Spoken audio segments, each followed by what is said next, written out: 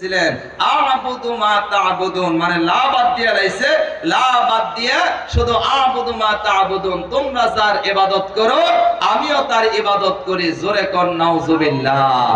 আল্লাহ পাক বলেন না, এইভাবে দ্বিতীয়বার এখনো হারাম হয় নাই। দ্বিতীয়বার আল্লাহ কি বললেন?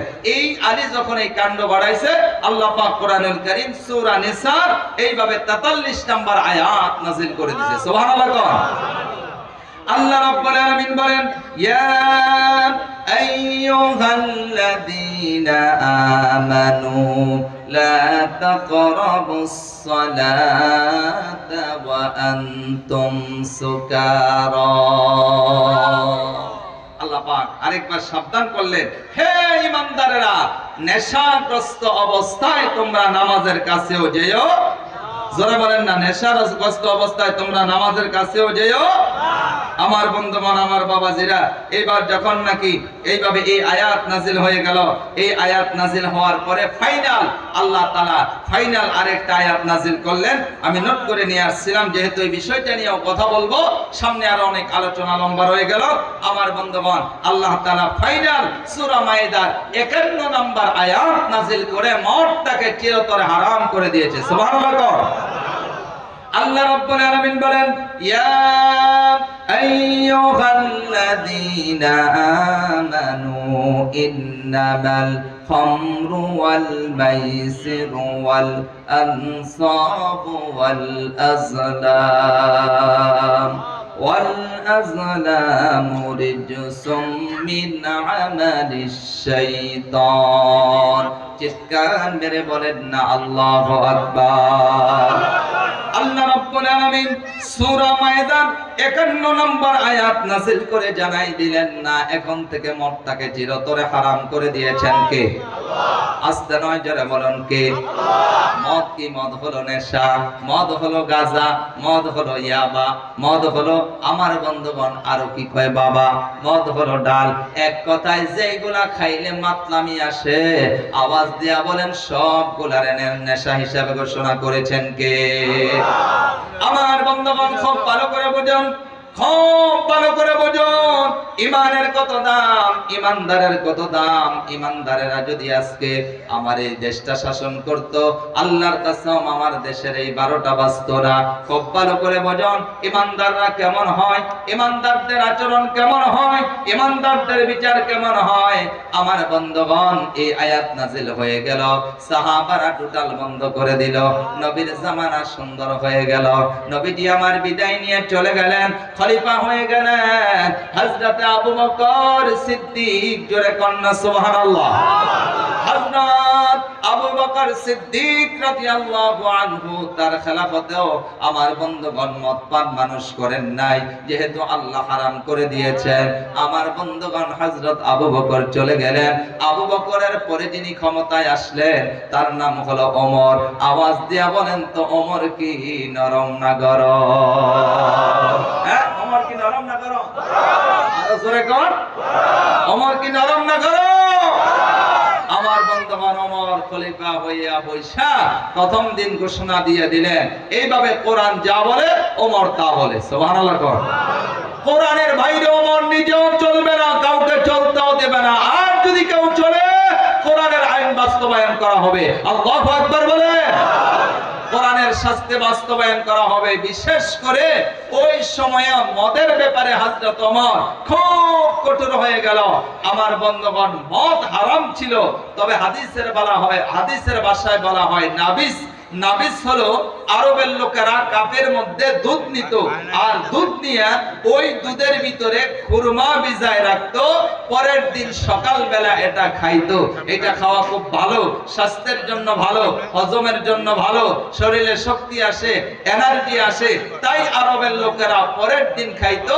হাদিসের ভাষায় এটাকে বলা হয় নাবিস, আবার এটাকে শিরকাও বলা হয়। তবে আমার বন্ধুগণ, এইটা যদি 2 দিন 3 দিন 4 দিন 5 দিন হয়ে যায়, এটা আর নাবিস থাকে না, তখন এটা মদ হয়ে যায়। আওয়াজ দিয়ে বলেন ঠিক কিনা?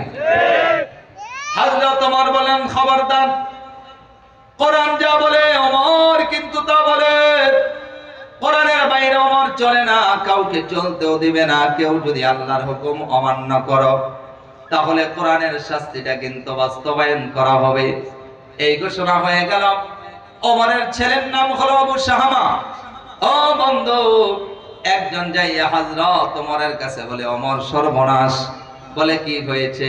কয়, ওমর তোমার ছেলে আবু শাহামা তো সর্বনাশ করেছে। বলে কি করেছে? কয় তোমার ছেলে আবু শাহামা মদ পান করেছে, মাতলামি শুরু করছে।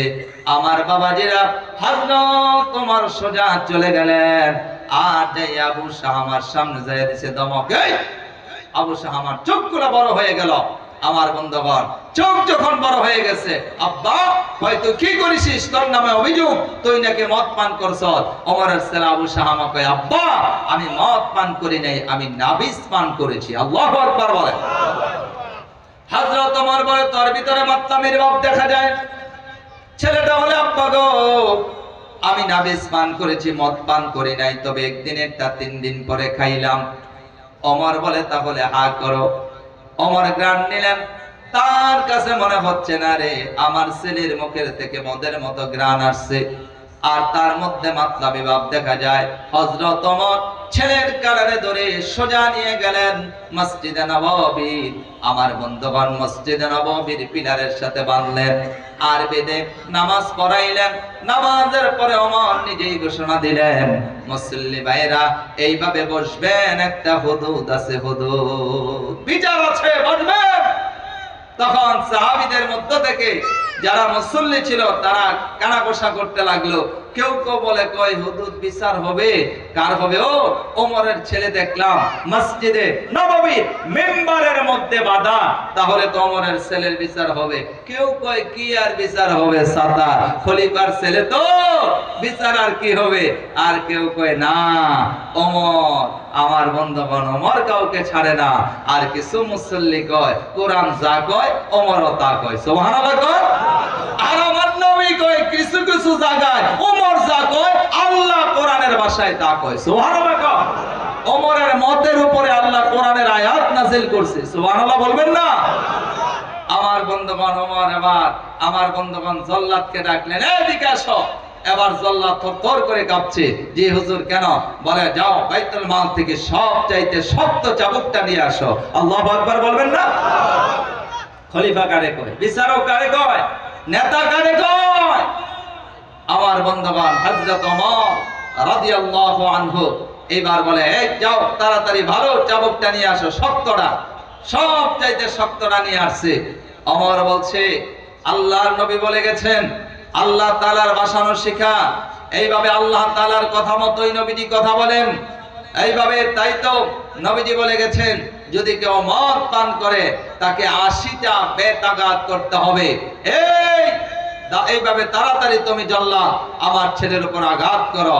এইবার আঘাত করতে লাগলো, 1টা 2টা 3টা আঘাত যখন করছে, ওমরের চোখ বড় হয়ে গেছে। সুবহানাল্লাহ। চোখ বড় হওয়ার কারণ কি? কারণ হলো ওই জল্লাদ যে ওমরের ছেলেরে আঘাত করছে, ওমরের আঘাতটা পছন্দ হয় নাই। ওমর যেন বলতে লাগলো, আঘাত মনে হয় কম হচ্ছে, সে মনে হয় আস্তে আস্তে দিচ্ছে। ধমক দিয়া বলে, কি ব্যাপার, তুমি কি আল্লাহর বিধান পালন করো নাকি চাকরি বাঁচাও? এইটা বলে দাও আমার কাছে, এইভাবে চাবুকটা দাও। হযরত ওমর রাদিয়াল্লাহু আনহু ডাক দিয়ে কয়, কয়টা দিছো? কয় 3টা। ওমর কয়, আমার পছন্দ হয় নাই।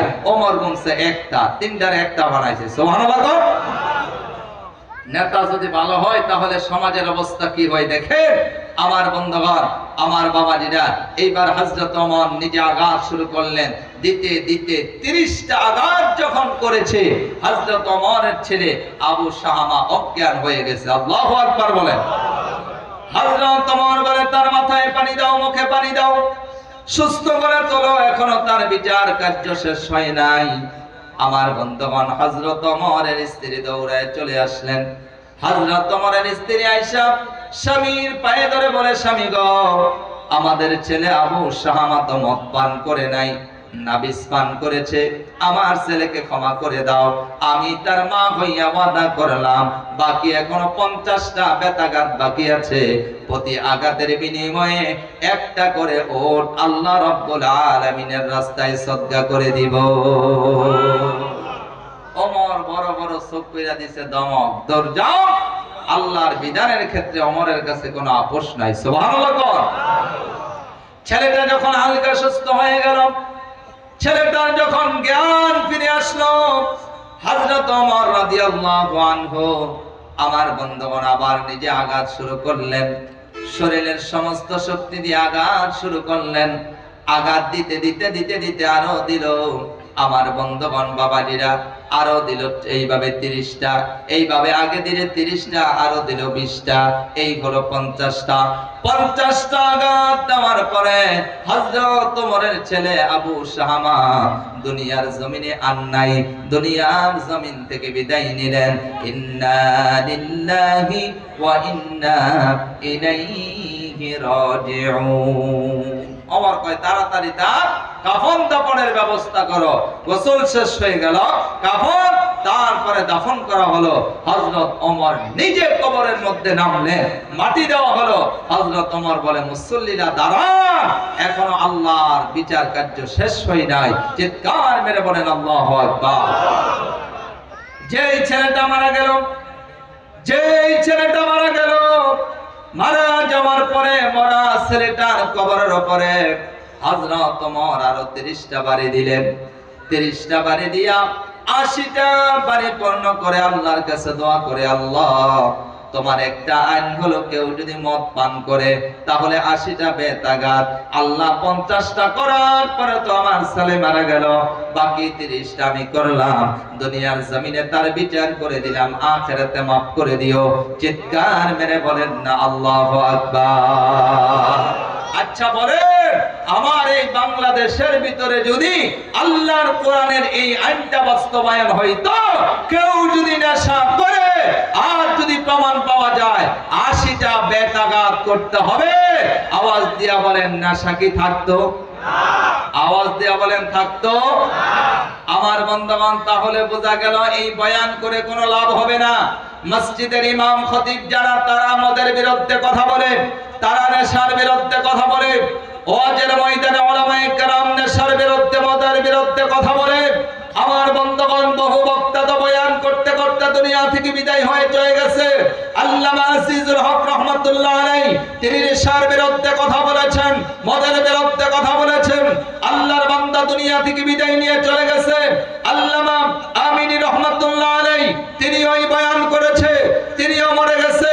আমার বন্ধুগণ, শুধু তাই নয়, বাংলাদেশের ভিতরে সবচেয়ে জনপ্রিয় কোরআনের পাখি আল্লামা শহীদ আল্লামা দেলওয়ার হোসেন সৈয়দী সাহেব বড় বড় ময়দানে মদের বিরুদ্ধে গর্জন দিয়েছে। তিনিও শাহাদাতের তামান্না নিয়ে দুনিয়া থেকে মারা গেছে, দুনিয়া থেকে বিদায় নিয়ে চলে গেছে। এত বয়ান হওয়ার পরেও আপনারা বলেন মদ বাড়ছে না কমছে? আরো জোরে কোন? আস্তে না জোরে বলুন, আস্তে কেন জোরে বলুন, মদ বাড়ছে না কমছে? তাহলে গেল মসজিদের ইমাম বয়ান করলে মদ বন্ধ হবে না। আমার বন্ধুগণ, আমার বাবাজিরা, বক্তারা বয়ান করলে ওইটা বক্তা পরিপূর্ণ বন্ধ করা সম্ভব হবে না। এইটা যদি আমরা বন্ধ করতে চাই তাহলে সংসদের ভিতরে আইন করতে হবে। আমার বন্ধুগণ, মদের বিরুদ্ধে তো আইন বানাইবে তারা যাদের মধ্যে দাড়ি আছে, টুপি আছে, পাঞ্জাবি আছে, আল্লাহর ভয় আছে। এই রকম লোক যদি আমরা সংসদের ভিতরে এমপি বানায় পাঠাইতে পারি, আর তিনি দাঁড়ায় যদি বলে, মাননীয় স্পিকার, মদের কারণে যুব সমাজ নষ্ট হয়ে যাচ্ছে, শেষ হয়ে যাচ্ছে, তাদের পরিবার থেকে তারা বিচ্ছিন্ন হয়ে যাচ্ছে, মদের কারণে আমার সমাজ নষ্ট, ধ্বংস হয়ে যাচ্ছে, তাহলে আশা করা যায় মদ বন্ধ হবে। অন্যথায় ওয়াজ করে বন্ধ করা যাবে না। কথা বলেন ঠিক কিনা? আমার বন্ধুগণ বাবাজিরা, তাহলে এই আইন করবে কারা? এই আইন তো করবে তারা আল্লাহর ভয় অন্তরের মধ্যে যাদের আছে তারা। কিন্তু আমরা এমন লোকের নেতা বানাই, এমন লোকের ভোট দেই, আমার বন্ধুগণ, যে সকালে একবার, বিকালে একবার, আবার দুপুর বেলা আরেকবার মদ আর নারী নিয়ে পইরা থাকে। কথা বলেন ঠিক কিনা? আমার বন্ধুগণ, তাহলে আগামী দিন যদি আমরা এই সমাজ থেকে আমরা নেশাকে পরিপূর্ণভাবে চরম এইভাবে পরিপূর্ণভাবে আমরা বিদায় করে দিতে চাই।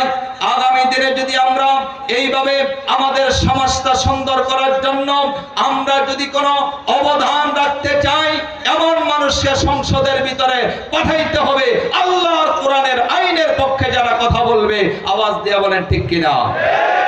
আল্লাহর কোরআনের আইনের পক্ষে যারা কথা বলে না তাদেরকে সংসদে পাঠায়া মাদানী সাহেব যদি 1000 বছর বয়ান করে তারপরও এই মত বন্ধ হবে?